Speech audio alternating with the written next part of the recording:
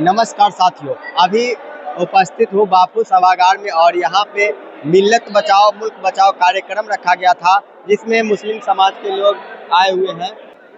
गरीब तबका मुसलमान जाए तो कहाँ जाए? शिक्षा में, स्वास्थ्य में, रोजगार में, बेरोजगारी में आज काम करने के लिए देखते हैं।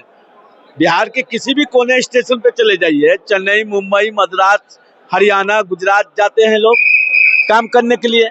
मगर 20 सालों के दरमियान में डबल इंजन की सरकार ने बिहार में ना एक कल कारखाना सुई तक का नहीं लगा पाया। हमारे माननीय प्रधानमंत्री कहते 19 में चीनी मिल स्टार्ट होगा, नहीं हो पाया। बच्चे एग्जाम देते हैं बीपीएससी का, एक पेपर लीक हो जाता है। तो व्यवस्था जो है ना पूरी तरह से खराब है। मगर माननीय राज्यपाल महोदय ने एक बात बहुत अच्छी कही है कि वक्फ की प्रॉपर्टी पे कुछ लोग हैं जो पूरी तरह से कब्जा किए हैं और उससे उड़ाई करने में लगे हुए। यहाँ देख लीजिए, सरकारी स्कूल है, शिक्षा पर उन्होंने बात की।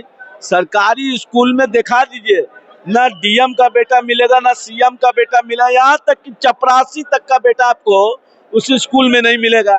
जब वो लोग स्कूल में उसके बच्चे जाएंगे नहीं तो वह सरकारी स्कूल का व्यवस्था कैसे सही होगा?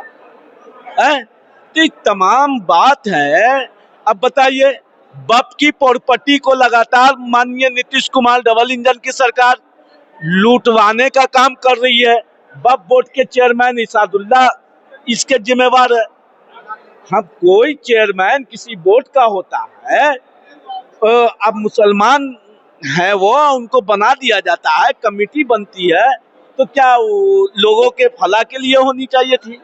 वो क्या कर रहे हैं? लगातार बेच रहे हैं, कब्रिस्तान को बेच देते हैं, या वक्फ की कोई प्रॉपर्टी होती है उस पर अपार्टमेंट बनाने के लिए दे देते हैं। तो इसादुल्ला पर कार्रवाई कब करेंगे माननीय नीतीश कुमार जी? बिल तो कल भी मेरे खिलाफ था, आज भी है। अरे हमारे अंगने में तुम्हारा क्या काम है? हमारा है ना, जो बुराई होगा उसको निकाल के फेंकेंगे। अभी इसादुल्ला ऐसे लोग हैं, लालू प्रसाद यादव के टाइम में वक्फ बोर्ड के चेयरमैन हुआ करते थे, वो भी लूटते थे। जो भी उस जगह पर गए, इसादुल्ला हो या कोई भी हो या मदरसा बोर्ड हो, जो भी बना लूटने का काम किया। ऐसे लोगों को निकालिए उस जगह से और अच्छे लोगों को बैठा लिए। सबसे पहले मैं अपने आपको इंट्रोड्यूस कर देता हूँ। मैं डॉक्टर शहजाद, डॉक्टर एजाज का बेटा हूँ। मेरी भी बहुत किस्मत है कि मैं साथ में आकर के उनके हॉस्पिटल में वर्क कर पा रहा होता हूँ। आज जो ये कॉन्फ्रेंस मैं देख रहा हूँ, जिसमें कि पूरे बिहार से लोग कैसे भी करके यहाँ पहुँचे हैं, किसी पैसे के थ्रू इनको नहीं लाया गया है। ये डिज़ायर है इनके अंदर में, जो कि बदलना चाहते हैं, नई बातें सुनना चाहते हैं, शायद अपने आप को ट्रांसफॉर्म करना चाहते हैं। तो इस सो फार जितने भी टॉक्स हुए हैं, जितने भी लोगों ने तकरीर दी है, मुझे लगता है कि उससे अगर एक बात लेके जाया जा सके तो वो ये होगा कि हम लोगों को अपने आप को एजुकेशनल लेवल पे ट्रांसफॉर्म करना बहुत ज़रूरी है। अगर हमें हिंदुस्तान के दूसरे स्टेट्स, केरल, पंजाब, गुजरात, उनके लेवल पे अगर हमें उठना है बिहारीज को, तो हम लोगों को अपने आप को एजुकेट करने पे फोकस करना होगा। ये बहुत बहुत बहुत ज़रूरी है। ऐसा नहीं है कि हम में किसी मामले में कमी है।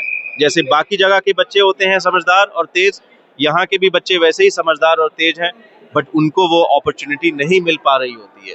तो सारे लोग इस पे फोकस करें, अपने घर में लोगों को एजुकेट करने की कोशिश करें।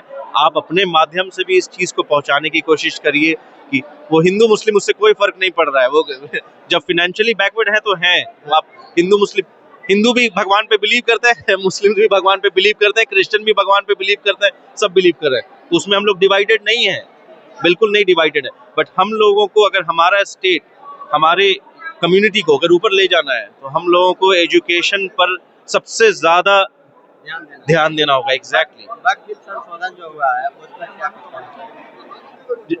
आप समर्थन में है या मतलब? मैं तो इन सब पॉलिटिकल चीजों से बहुत दूर रहता हूँ, क्योंकि मैं अभी बता रहा था उधर कि अगर पटना में आप घूमेंगे तो पटना बहुत डेवलप कर रहा है पहले से। हर दूसरी जगह पे फ्लाईओवर बन रहे हैं, बिल्डिंग्स बन रही है, पीएमसीएच बन रहा है, एक्सपैंड हो रहा है, और सब में बाहर की कंपनीज आकर के उसको बना रही हैं। अगर आप जाएंगे वहाँ पे इंटरव्यू लेंगे तो आपको इंजीनियर्स जो बड़े बड़े पोस्ट पर हैं, गुजरात, महाराष्ट्र, दिल्ली, केरल, इन सब जगहों से लोग मिलेंगे। और पटना के अंदर बनने वाली चीज में लेबर बिहार, तो ये हमारे जगह पे आने के बाद भी हम वहां नहीं पहुंच पा रहे हैं। तो इसलिए इन पॉलिटिकल चीजों से भागा जाए और फोकस किया जाए कि भाई हमारे बिहारी बैकवर्ड हिंदूज, मुस्लिम्स, इनका एजुकेशन हो रहा है कि नहीं हो रहा है। अगर ये जवाब नहीं दे पा रहे हैं पॉलिटिकल लीडर्स, तो हमें लड़ना है। वो वक्फ बिल आए, ये बिल आए, वो बिल आए, बहुत अच्छी पहल है, सेंट्रल गवर्नमेंट बहुत सारे स्टेप्स ले रही होती है, बट हमें देखना है कि हमारे फायदे की चीज क्या है, वैसी चीज जो हम लोग को अपलिफ्ट करेगी। हमारा सारा फोकस उसी पे रहना चाहिए। एक ही बताइए कि चाहे वो हिंदू समाज के लोग हो या मुस्लिम समाज के लोग हो, जो बैकवर्ड है तो बैकवर्ड ही क्यों रह जा रहे हैं? हमेशा से उसी पे राजनीति होता भी है और उसके बावजूद भी वो गरीब ही रह जाते, पिछड़े ही रह जाते हैं, उनका विकास नहीं हो पाता है। कैसे हो? बहुत अच्छा सवाल है कि मतलब इसलिए इस सवाल का दो जवाब हो सकता है कि क्या ये इसलिए बैकवर्ड रह जा रहे हैं कि ये इसी लायक हैं और ये उठ नहीं सकते, जो कि रॉन्ग है, एब्सोल्युटली रॉन्ग है। मैं भी बहुत ही बैकवर्ड फैमिली से आता हूँ, लेकिन मेरे मम्मी पापा, मेरे दादा, सब लोग बहुत एजुकेट हुए, तो मुझे वो किस्मत मिली, अपॉर्चुनिटी मिली कि आज मैं आपके सामने खड़े होकर के ऐसे बात कर रहा हूँ। तो इसका मतलब है कि नहीं, ऐसा नहीं है कि प्रोपेंसिटी है बैकवर्ड रहने का। दूसरी चीज होती है कि ये जो पॉलिटिक्स चल रहा होता है, क्योंकि अगर आप लोगों को पढ़ाएंगे नहीं तो फिर उनको जिस डायरेक्शन में चाहिए आप घुमा सकते हैं। एजुकेशन की कमी होता है। बिल्कुल एग्जैक्टली। तो उसी बात को समझना है कि अगर हम एजुकेटेड होंगे, हम इन्फॉर्म्ड होंगे और हम सवाल करते हैं, हम क्रिटिकल हैं, तो हम लोगों को लोग इधर उधर नहीं कर सकते हैं। फिर हम सही डायरेक्शन में बढ़ेंगे, फिर हमारा स्टेट, हमारी कंट्री सही डायरेक्शन में बढ़ेगी और डेवलपमेंट की तरफ बढ़ेगी। जब पढ़ेंगे तो उनका हक और अधिकार के बारे में उनको पता रहेगा, तो मतलब भागा नहीं जाएगा। एग्जैक्टली, ये बहुत बड़ी बात है। राघोपुर विधानसभा क्षेत्र का रहने वाला हूँ और वहाँ पर ये मेंशन है कि मदरसा के बारे में बोला जाता है।